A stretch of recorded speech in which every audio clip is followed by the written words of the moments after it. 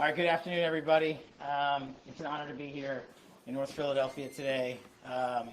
What you see amassed in front of you is what happens when you let good cops be cops, when you let interagency, state and local police work together to rid our cities of the harmful plague of drug trafficking organizations and gang violence. And there's an important distinction to be made. Yesterday I was in the White House with the President for the Homeland Security Task Force. And while that lift is being done at the international level to wipe out drug trafficking organizations and gang violence, our urban cities from Los Angeles to Philadelphia, New York, and everywhere in between are being plagued by localized street gangs and gang violence and drug trafficking organizations. Once the drugs and guns come in, they need an outfit to deliver them to our communities. And we needed to attack those outfits. And the reason I wanted to come to Philadelphia today is because this takedown, brought to you by the men and women standing behind me and their wonderful teams, the Philadelphia Police Department, the FBI, and the United States Attorney's Office, are bringing to bear what law enforcement can do when you unleash them and let them go after the criminals that are destroying our communities, that are harming our civilization, and that are hurting our children. This Weymouth Street Gang is not just one instance of removing a couple of people. It is an example of how you remove an entire organization that is corrupting not just the city of Philadelphia, but the state of Pennsylvania. It's extremely important to come in here and say, not only are we removing guns and gang members and robbers and firearms, we are removing an entire coordinated section of gang violence permanently off the streets. And that's how you deliver a victory for the people of Philadelphia, the people of Pennsylvania, and the people of America. I'm so proud and humbled to be joined here today by these wonderful representatives from the police force, from the FBI, and a shout out to the Department of Justice and our United States Attorney Metcalf here. To bring these cases. You need people that aren't going to say no, that are going to bend the knee. They're going to say, it's too hard to bring this case. It's too difficult to collect the evidence. When you hear the details of this case, everyone in America should be looking at this takedown. This takedown is how you safeguard American cities from coast to coast. This takedown is an interagency process, years in the making. Extensive legal service and process was executed here. Correctly done. Integrity in the investigation is upheld, and the criminals are put into the legal system and brought before a judge and a jury, and they will have their rightful day in court.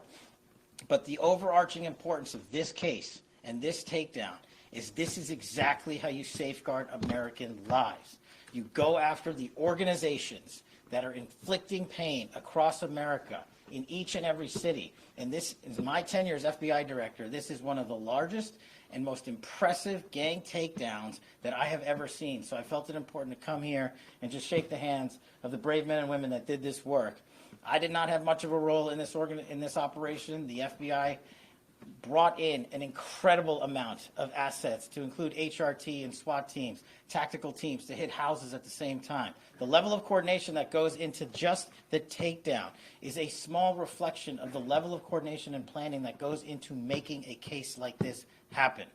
We have permanently removed a drug trafficking organization out of the streets of Philadelphia, and they're going to stop pouring guns and chemicals and drugs into our communities, and our children are safer today. So I just want to thank the men and women of law enforcement, the U.S. Attorney's Office, and of course, the proud men and women of the FBI who are leading the charge across this country. If anyone out there is watching in your streets, in your communities, this is how you stop gang violence. Thank you.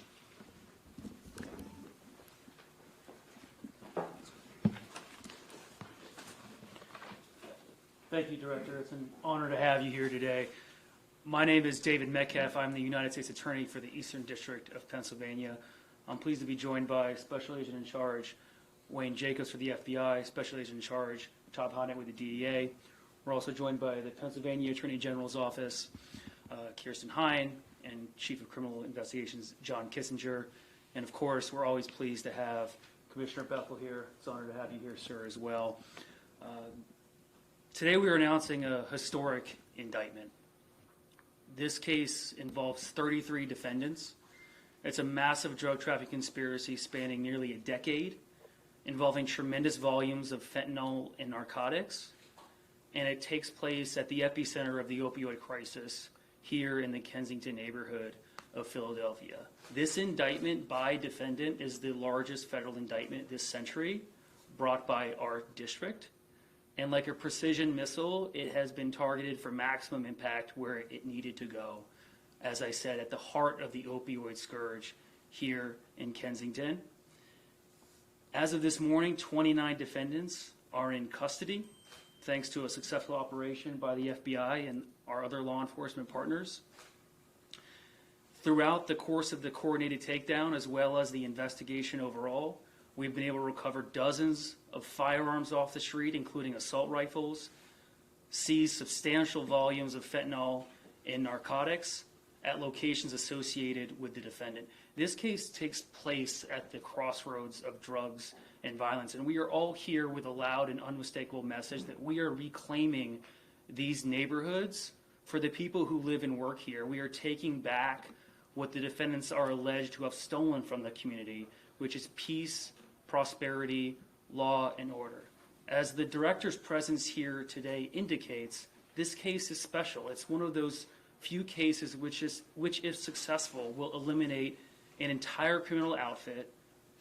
It will clean and cleanse a whole neighborhood and will virtually eradicate a violent drug trafficking organization root and stem. To be clear, every defendant is presumed innocent until proven guilty. An indictment is only an allegation. And this indictment alleges that the Weymouth Street drug trafficking organization, for nearly a decade, sold and distributed substantial volumes of fentanyl, crack cocaine, and heroin, mostly in the 3100 block of Weymouth Street. They made their living in one of the most notorious and prolific segments of an open-air drug market here in Kensington. They ran it like a business, but they also ran it, as the director alluded to, by violence, by fear, and by threats. They enforced their territory through the threats of assaults, shootings, and murder. They threatened anyone who talked to or cooperated with law enforcement. They were armed. The indictment further alleges that this DTO was led by Jose Antonio Morales Nieves, aka Flaco, a 45-year-old man from Puerto Rico, but a frequent flyer here in Philadelphia, who essentially owned the 3100 block of Weymouth Street and allowed other members of the DTO to sell drugs on the block in exchange for a payment of rent. He was joined by Ramon Roman Montañez, 40-year-old from Philadelphia, who essentially ran the day-to-day operations of the Weymouth Street DTO. He collected revenue, he organized the schedules of the workers, and orchestrated a pretty sophisticated business enterprise that peddled in poison. He also was responsible for procuring the drug supply for the organization. And on that score, I'll note that the indictment alleges that this organization did not care how dangerous the drugs were that they peddled to customers. Mr. Montañez wanted it as strong and as powerful as possible. In fact, the indictment alleges that at one point, one DTO member acknowledged the deadly nature of the drugs they were selling, and yet the DTO continued to sell it day by day, month after month, for nearly a decade. Fortunately, both of these men and most of their compatriots are now in the custody of the FBI, awaiting federal prosecution. I encourage all of you to read the indictment. It is now unsealed, and I couldn't possibly encapsulate and summarize all the offense conduct in just a press conference, but it is truly staggering. As I mentioned, this case is special. I, as the U.S. Attorney, obviously represent the office and I lead it, but as a career prosecutor, I'd be remiss if I didn't give true credit where it belongs, which is to the line prosecutors and agents who built the case. And you only build a case like this with skill and ferocity, and day by day working it up to build a case that truly makes a difference. A case that is a long-term, comprehensive annihilation of a criminal organization. Those don't come around a lot.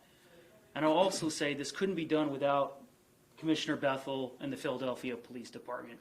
When you have a case like this and you have a significant federal indictment, I sometimes think there's this misconception that is a purely federal case. And that's just not true. You can't build a case like this, of this magnitude and scale, without the support of the Philadelphia Police Department. You can't do it without the resources they provide, and more importantly, the intelligence. And on that score, while I have everyone here, I'd like to talk about this case, but also talk more globally and strategically about what we're doing in this city to combat gun violence and drug trafficking. Because it's more than this case. This case is just an illustration and example of that work. And what we're doing is the Department of Justice, the U.S. Attorney's Office, FBI, DEA, HSI, ATF, and the Philadelphia Police Department have established an initiative, a violent crime initiative called PSN Recon. This is the violent crime initiative of the federal and state law enforcement community to attack violence in this city going forward. PSN Recon is named after Project Safe Neighborhood, which is the department's existing program combating gun violence. It is ultimately a criminal intelligence program. It's a way for all of us to consolidate and collect the intelligence from the entire law enforcement community and identify, target, and investigate the worst violent actors in this city. Because cases like this don't get formulated based on the word of one confidential informant or one ballistics match. You only put together cases like this, you only stop the violence by targeting the worst actors based on the best intelligence. And the best intelligence doesn't live in one place, it lives everywhere. And so Commissioner Bethel, myself, and our federal agency partners are now meeting every month to diagnose block by block, district by district, gang by gang, who is driving the violence in this city. You'll hear more details about PSN Recon in future dates, but this case is a good illustration of what this program is about. And at this point, I'll turn it over to Special Agent in Charge, Wayne Jacobs, for the FBI to talk.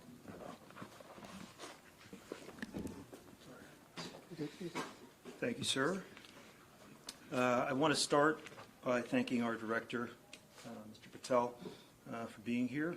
His support of this investigation of our field office means everything to the folks who put this work together. So thank you, sir, for being here. For too long, the Weymouth Street drug trafficking organization flooded the streets of Kensington with drugs and terrorized residents with horrific acts of violence and intimidation. That ended today. Early this morning, the FBI, working with our state, local, and federal partners, executed arrest warrants for 22 at-large defendants. 8 additional defendants who are currently in local custody will be transferred into federal custody next week. Also executed this morning were 11 search warrants. The results of those search warrants are still pending. This morning's operation involved hundreds of law enforcement personnel, 9 tactical teams, and extended beyond Philadelphia with arrests in San Juan, Puerto Rico, Wilmington, Delaware, and Millville, New Jersey. But the vast majority of our actions were concentrated right here in Kensington, where this organization devastated the community, fueled violence, and spread fear among residents for nearly a decade. Today's arrests are a culmination of a multi-year investigation, a testament to the persistence, coordination, and dedication of the women and men who refuse to let this organization continue to harm this city. Our message is clear. The FBI and our partners will not tolerate those who endanger our neighborhoods through drugs and violence. While our work today is done, our commitment to this city is not. We will remain here standing with the people of Kensington, protecting those who seek peace and stability in their neighborhood. As the United States Attorney just emphasized, today's action advances the goals of Project Safe Neighborhoods, and specifically PSN Recon, a focused initiative that identifies the most violent and dangerous individuals in our communities and holds them accountable. The FBI proudly amplifies that message. We stand with this community. Our job doesn't end with these arrests. It includes building trust, listening, and working together to create lasting safety.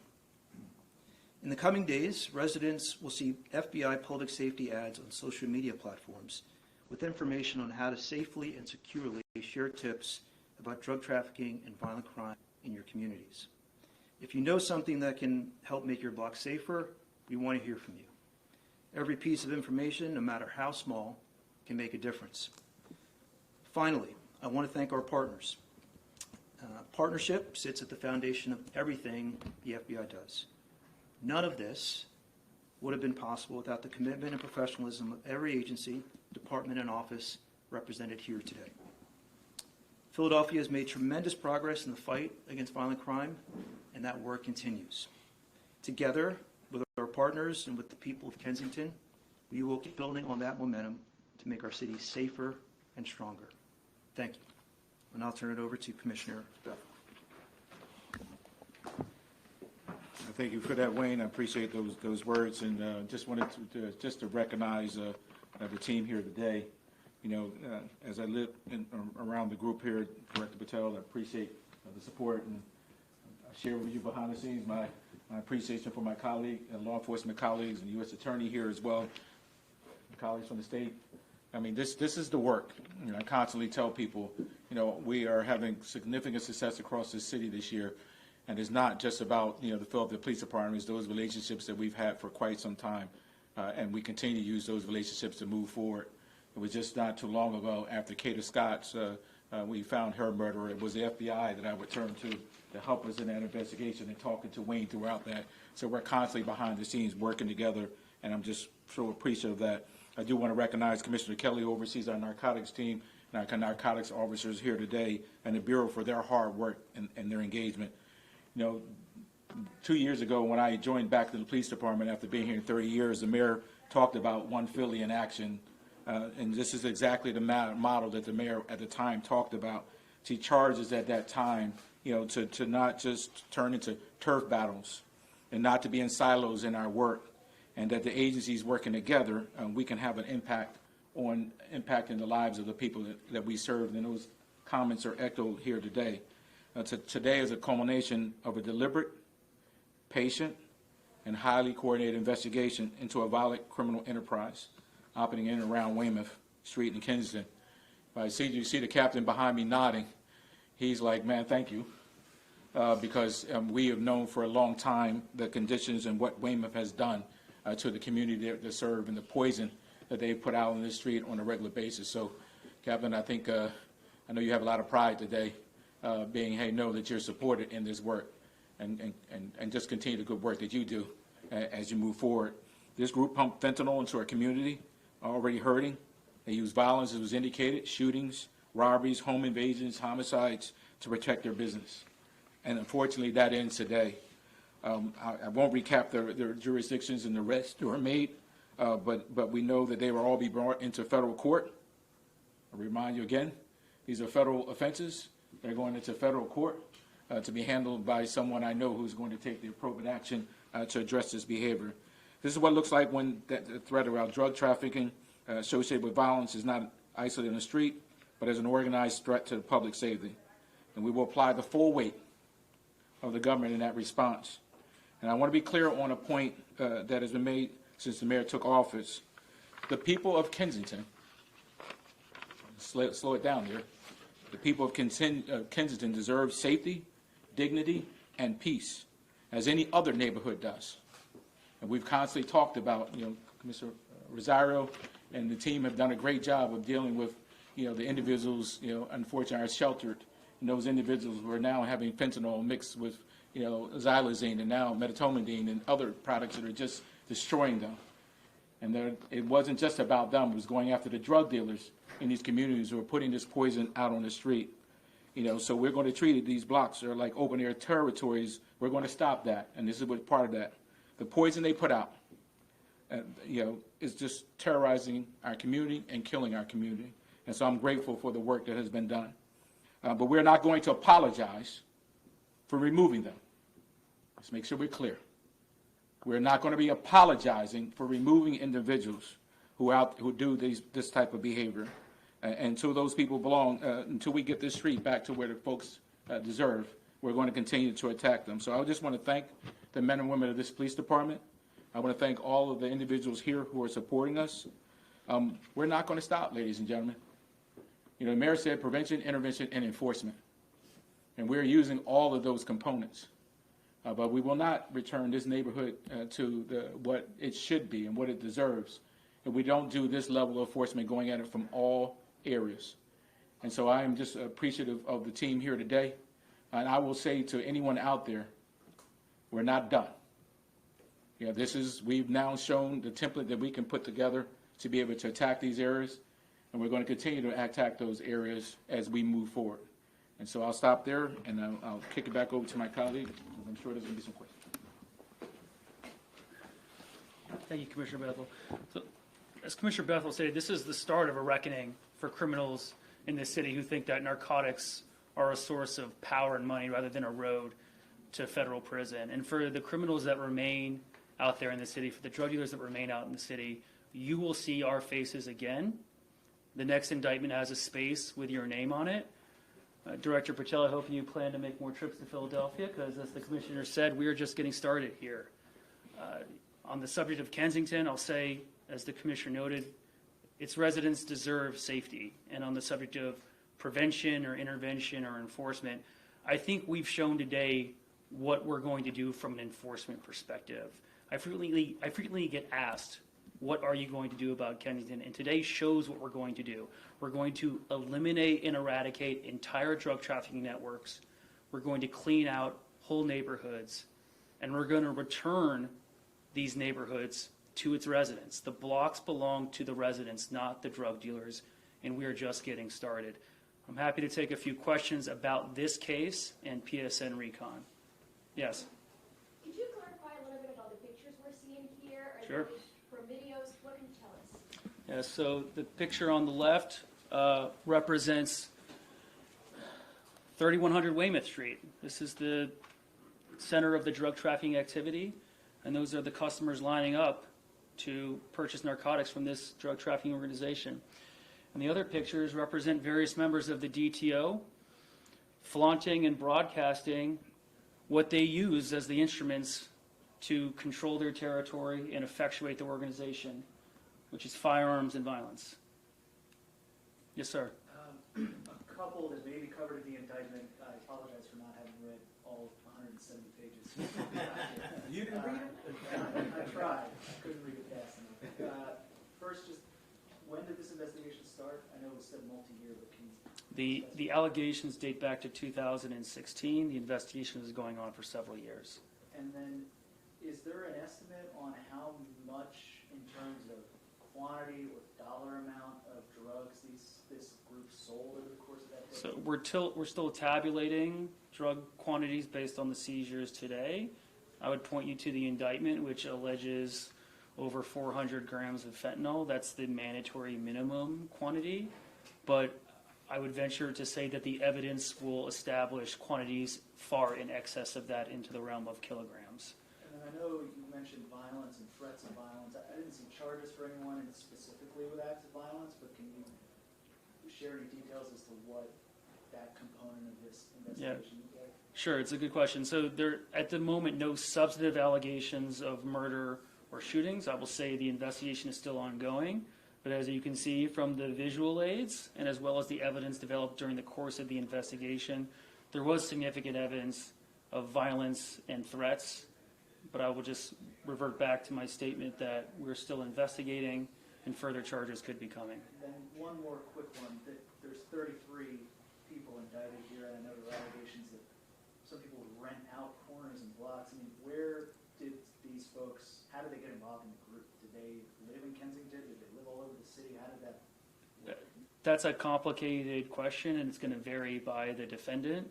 Not everyone lives on that particular block. You can think of it as a business location. Yes, sir. To bounce off of that, you said there were also arrests in Wilmington, Delaware, and in South Jersey. Do we believe that there was activity as well in those communities beyond Weymouth Street? Did I say that? You said that. You might want to ask Special Agent in Charge Jacobs that question. Do you mind answering that? Yeah, I mean, as the U.S. Attorney mentioned, not everyone lived on the block. Folks resided in other locales. Delaware, Jersey were just two of them. Besides them living there, do we believe that this activity was also happening in those communities? I don't think that's referenced in the indictment. I think it was just an address where they were arrested. Okay, thank you. Yes. And you referenced two people that sounded like they were the leaders. I know it's in the indictment, but just your description of how they operated. Was it like there were two bosses and there were lieutenants and there were soldiers? How would you describe it being structured? Yes, I mean, I think it's structured characteristic of many of these street-level drug trafficking organizations, with owners and operators, and then lower-level managers, and then people who handle the day-to-day sales. As I mentioned, and you'll see in the indictment, they had a pretty sophisticated sort of business enterprise here, organizing shifts, who's going to work here when. But yeah, that would be managed by a vertically integrated leadership structure that you would see endemic to most drug trafficking organizations. And some people might ask, wow, that's a long time to know about this, operation on their end, operating here. What was the change? What made it so that you said that, hey, we're going to have an operation now, we're going to focus on this? Or is this something that's just been ongoing? I guess what was the catalyst to come to today? It's always a balance between, so are you asking what was the genesis of the investigation? I guess I'm asking why now, if you've known about it since 2016? We have to build a case, right? And that takes time. As I mentioned, it takes a very diligent amount of effort by both the prosecutors and the agents to accumulate the evidence to put together a case like this. And our goal strategically is to eliminate the organization by putting together the best charges that we can, and that takes time. These are the type of cases we want to do. We could obviously just prosecute individual seizures of guns and drugs, but the organizational prosecutions, in my experience as a career prosecutor, that's what's going to make the difference in the community. This neighborhood will be a lot safer than it would be if we didn't take our time to do that. Yes? I'm sorry. Did you think you dismantled the whole operation? Yes. You keep referring to them as the Wayman Street Drug Trafficking Organization. Is that the name of their gang? Yes. Okay. Clear. One more. Can we just go through the numbers again? I just want to make sure I have it right. 33 defendants total. 29 were arrested this morning. 29 are in custody. There were 22 arrested this morning, and eight others were transferred to federal custody. That'll be coming next week. Coming next week. Yeah. How many firearms They- were taken? I said one more. You sneaking one in. Go ahead. How many firearms were taken off the street today? I don't have the exact tally on that. As I said, they're still accumulating the evidence. So thank you all for your time. Appreciate it.